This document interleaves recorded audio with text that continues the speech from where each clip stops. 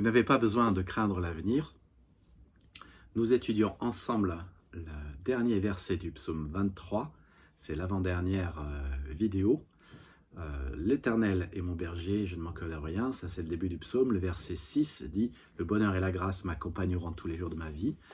J'habiterai dans la maison de l'Éternel jusqu'à la fin de mes jours. » Et nous avons vu donc trois choses que ce verset veut dire. Ça veut dire d'abord que la bonté de Dieu me gardera et veillera sur moi durant toute ma vie. Ça veut dire que la grâce de Dieu agira en moi. Et puis ça veut dire que je suis destiné pour la gloire comme vous l'êtes. Et donc la bonté de Dieu veillera sur vous, la grâce de Dieu agira en vous. Et vous êtes destiné à la gloire puisque vous allez dans la maison du Seigneur.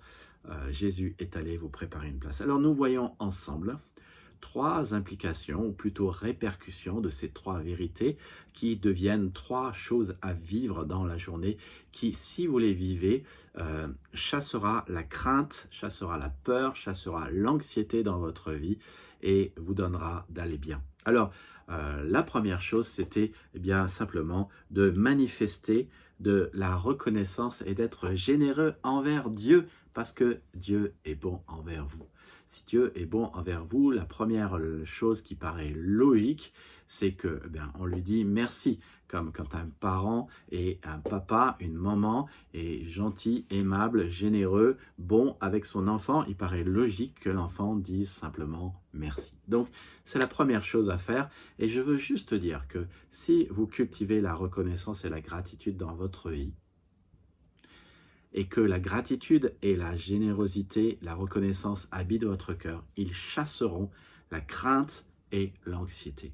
Vous avez juste besoin d'apprendre à dire merci. Alors je sais, nous sommes dans une culture française qui est à l'inverse de cela, mais vous pouvez commencer à dire merci. Et donc je vous encourage à dire merci au Seigneur le matin quand vous commencez votre vie dans la journée.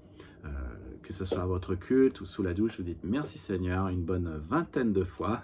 Je veux vous encourager à être généreux et montrer votre générosité en disant merci au Seigneur, en lui retournant vos dîmes et vos offrandes au lieu de l'adoration. Exprimez votre amour et votre gratitude et votre reconnaissance envers Dieu en étant là au culte. Et puis voici donc maintenant une deuxième manière de vivre ce verset. C'est nous devons être aimables envers tout le monde. Ça veut dire je fais preuve de compassion parce que Dieu est compatissant avec moi. Plus vous êtes aimable avec les autres, moins vous aurez peur dans la vie. Parce que là aussi, la grâce et la compassion et la peur ne cohabitent jamais dans un même cœur. Vivre la compassion de Dieu et la donner ainsi aux autres, c'est une manière de demeurer dans l'amour du Christ comme il nous l'a commandé. Si vous gardez mes commandements, vous demeurerez dans mon amour. Dieu nous dit, aimez-vous les uns les autres. L'une des caractéristiques des disciples de Jésus-Christ, de ceux qui croient dans le Dieu de la Bible, c'est l'amour. Et Dieu veut que vous transmettiez les bonnes choses qu'il vous transmet. Ainsi, soyez bons les uns avec les autres, compatissants, vous pardonnant réciproquement comme Dieu vous a pardonné en Jésus-Christ. Dieu vous laisse beaucoup de latitude, mais à qui tenez-vous rigueur de ce qu'il vous a fait? À qui refusez-vous de pardonner? À qui refusez-vous qu'il s'en tire comme ça? À qui refusez-vous d'effacer l'ardoise? Avec qui n'arrivez-vous pas à tourner la page? Plus vous êtes gracieux envers quelqu'un, plus vous êtes aimable envers lui, plus vous êtes courtois, moins la peur, l'anxiété et la crainte résident dans votre vie. Jean 4, 18, la crainte n'est pas dans l'amour, mais l'amour parfait bannit la crainte. La crainte signifie que je ne pense pas que Dieu soit miséricordieux ou gracieux avec moi, et donc je ne le serai pas avec les autres. Mais l'amour, c'est de réaliser que Dieu est miséricordieux et gracieux avec moi, et donc il ne va pas me punir, et donc j'aurai tout ce dont j'ai besoin, et ainsi je le suis pour les autres. Celui qui a peur n'a pas mûri dans l'amour. Chaque fois que vous invitez la peur par la porte d'entrée de votre vie, l'amour sort par la porte de derrière. Chaque fois que vous invitez l'amour de Dieu par la porte d'entrée de votre vie, la porte s'échappe par la porte de derrière. Pourquoi? Parce que la peur est centrée sur vous et chasse Dieu, mais l'amour est centré sur Dieu et chasse votre peur. Comment savoir si je ne comprends pas la grâce de Dieu et ne l'ai pas assimilée? Eh bien, en regardant si vous êtes aimable, en regardant si la personne est aimable. Comment savoir si quelqu'un ne comprend pas la grâce de Dieu et ne l'a pas assimilée?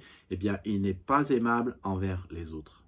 Et les gens disgracieux sont sans grâce.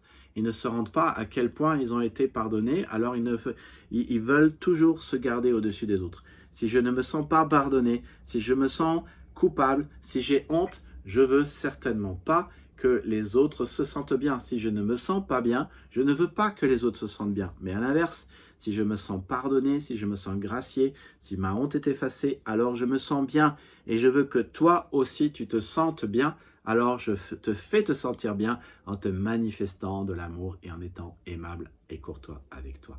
C'est un peu les bases de l'amour de soi. Si je me sens bien, je veux que les autres se sentent bien. Si je me sens mal, je ne réalise pas, mais souvent je fais mal aux autres. Donc, vous pouvez avoir une mère, un père, un beau-père, un ami, un voisin, un frère, une sœur qui ne veulent que personne sentir, mais c'est souvent parce qu'ils se sentent coupables et parce qu'ils se sentent mal, qu'ils ne ressentent pas la grâce et donc ils ne sont pas gracieux. Plus vous ressentez la grâce de Dieu, plus vous savez que vous avez été pardonné, plus vous vivez dans l'amour de Dieu et plus vous serez aimable avec les autres. Donc, pour vivre sans peur et sans crainte, je vis d'abord dans la bonté, la grâce de Dieu et j'accorde la bonté, la grâce de Dieu aux autres. Vous aimeriez en savoir plus? Rejoignez-nous dimanche prochain. Nous sommes une église évangélique baptiste à Torcy qui s'appelle unenouvelleéglise.fr. Nous nous réunissons le dimanche à 16 h. Nous sommes une église de gens sincères et authentiques qui essayent de vivre comme ils peuvent leur foi chrétienne en suivant Jésus. Nous sommes des disciples, nous sommes une église où la Bible est enseignée.